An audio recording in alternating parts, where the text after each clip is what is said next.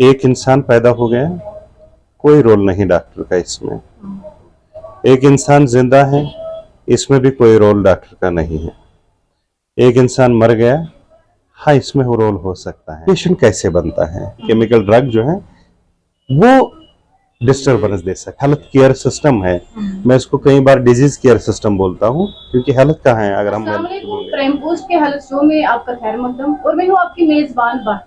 आज हमारे साथ बातचीत करने के लिए मौजूद है डॉक्टर हकीम नसीर अहमद शाह साहब, जो कि MD यूनानी मेडिसिन है। सबसे पहले सर आपका खैर मकदम है हमारे शो में। शुक्रिया।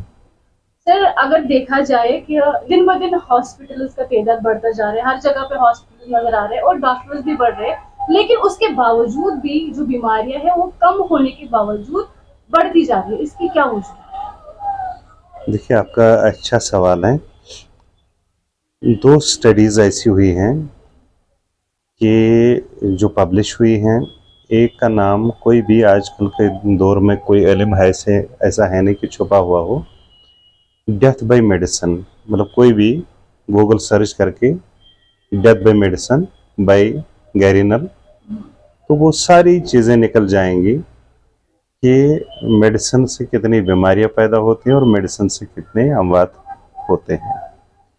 और दूसरी बात जिसकी तरफ मैं तवज्जो देना चाहता हूँ, वो है कि स्टारफील्ड बारबरा एक लेडी थी, 2000 में इसने US का हेल्थ केयर सिस्टम ऑडिट किया और हर audit report shows that number 1 cause of death of mankind in USA is doctor's intervention and number 2 is adverse drug reaction।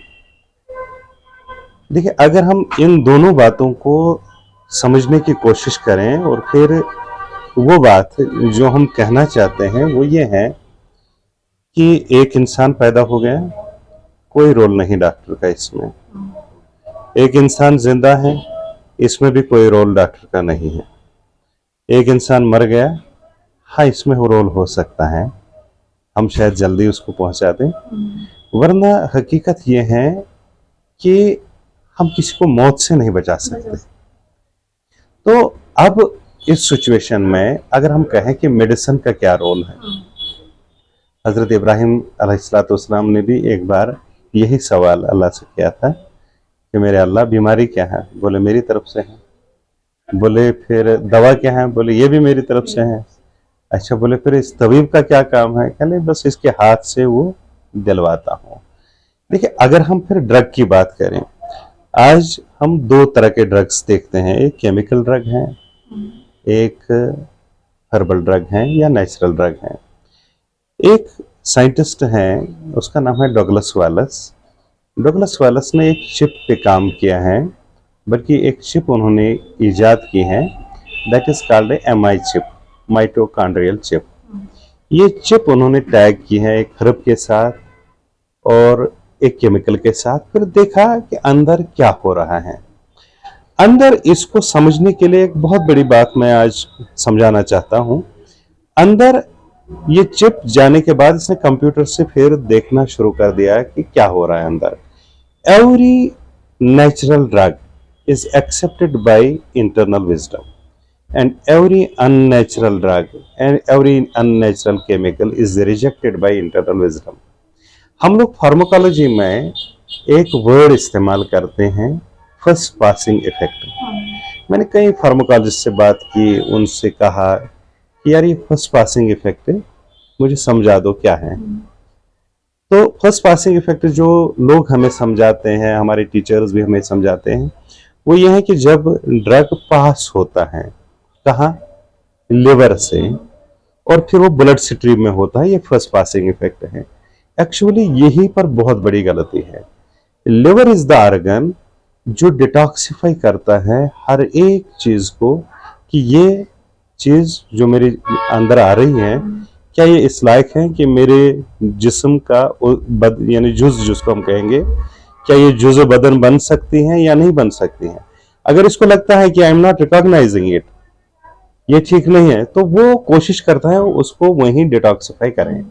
अब अगर ये टॉक्सिन, ये chemical detoxifying capacity of liver उससे ज्यादा हो तो कुछ हिस्सा इसका पास हो जाएगा, लिवर पूरा डिटॉक्सिफाई नहीं करेगा, और जो पास हो जाएगा वो कोई एक्शन कोई रिएक्शन करेगा, और उसी एक्शन और उसी रिएक्शन को हम ड्रग का नाम देते हैं कि भाई ये इसकी फार्माकोलॉजी हो गई।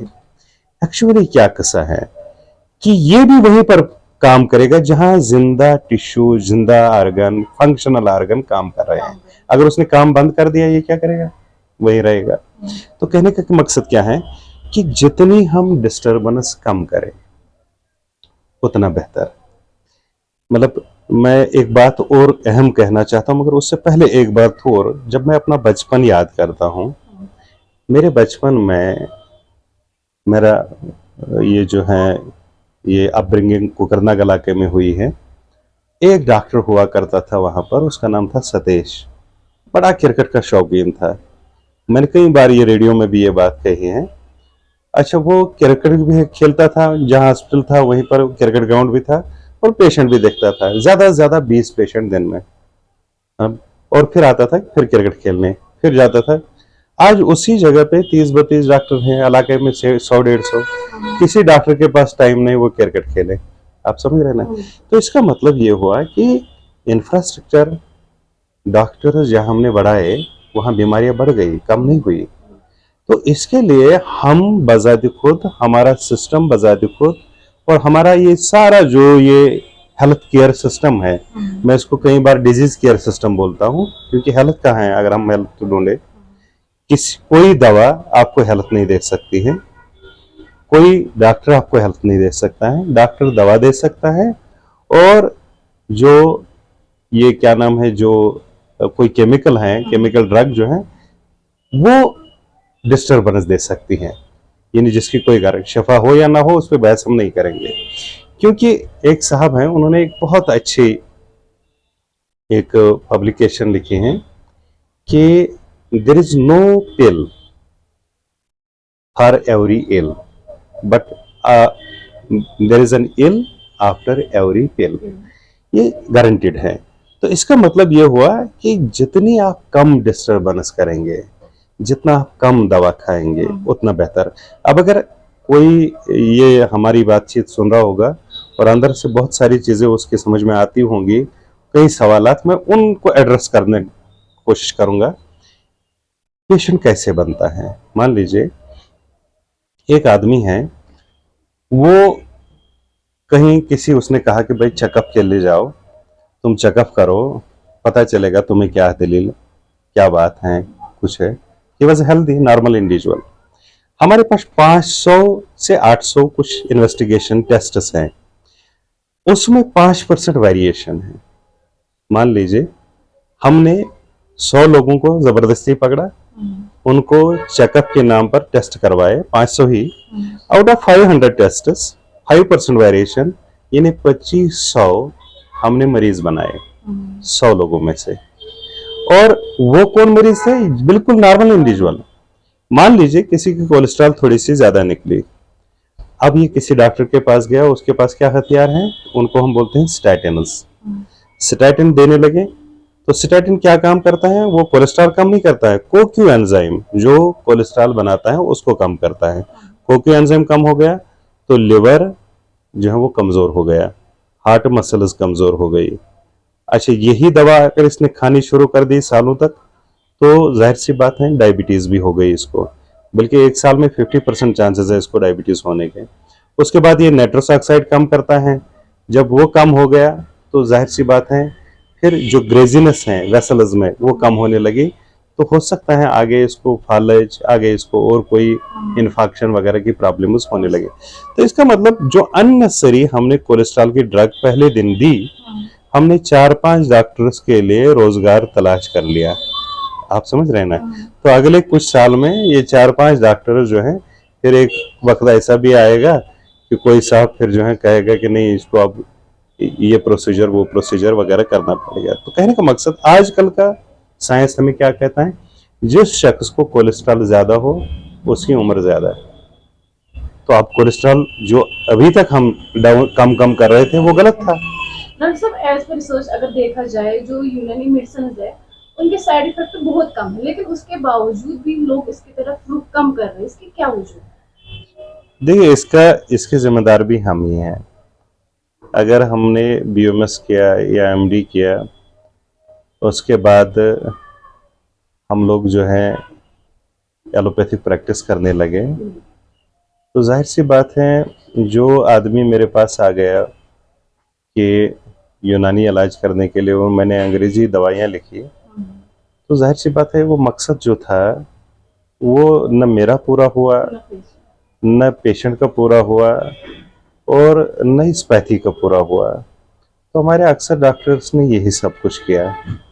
मैंने जब से प्रैक्टिस शुरू की तो अल्हम्दुलिल्लाह मैंने प्योरली हर्बल शुरू की, तो अल्हम्दुलिल्लाह आज हमारे कई सेंटर्स हैं वादी कश्मीर में, और हर जगह हम लोग बहुत मतलब लोगों के एतबार पे खड़े हुए हैं, और आज भी हम यही हर्बल से ही ट्रीटमेंट करते हैं।